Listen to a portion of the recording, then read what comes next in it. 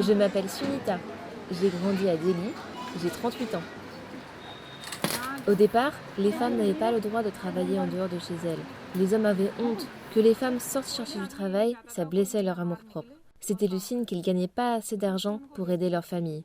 Ce n'était pas facile de convaincre ces femmes de venir. Alors, avec l'aide de l'association Tara Project, on a créé un groupe d'entraide et on a commencé à rendre visite à ces femmes en leur disant que si elles se joignaient à nous, non seulement elles gagneraient de l'argent, mais elles auraient plus confiance en elles-mêmes. Petit à petit, notre groupe a grandi comme cela. Quand ce groupe a démarré, il était composé essentiellement de femmes. Le seul homme, c'était mon mari. Le groupe a grandi depuis, mais j'ai veillé à ce que ça reste un groupe principalement féminin pour les aider à sortir de chez elles et à devenir financièrement indépendantes.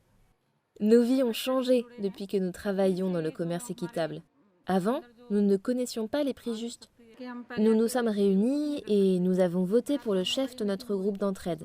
Plein de gens ont voté pour moi.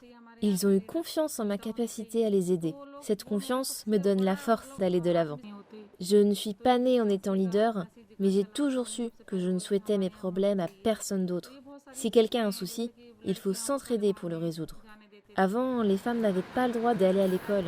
Si j'étais allée à l'école, les choses auraient été beaucoup plus simples. Je veux que d'autres femmes apprennent de mon expérience et qu'elles sachent que l'éducation est cruciale.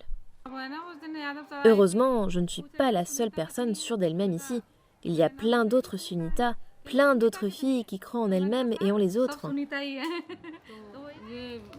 Elle, c'est Sudesh. Son fils avait un problème au foie. Il allait très mal. Elle ne savait pas quoi faire. Alors, elle m'en a parlé à l'atelier et je lui ai conseillé d'aller voir le médecin de notre association.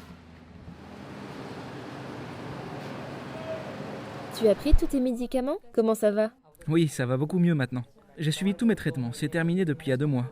Maintenant, j'ai de nouveau de l'appétit, je me sens en meilleure forme.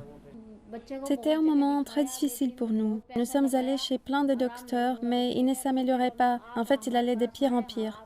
Quand tu es venu, tu nous as conseillé d'aller chez les médecins de l'association. Il a traité, mais il nous a dit qu'il fallait l'emmener à l'hôpital parce que c'était très grave. Nous avons mis de l'argent en commun pour son traitement et maintenant il est guéri. C'est grâce à nos économies en commun qu'on a pu payer tout ça.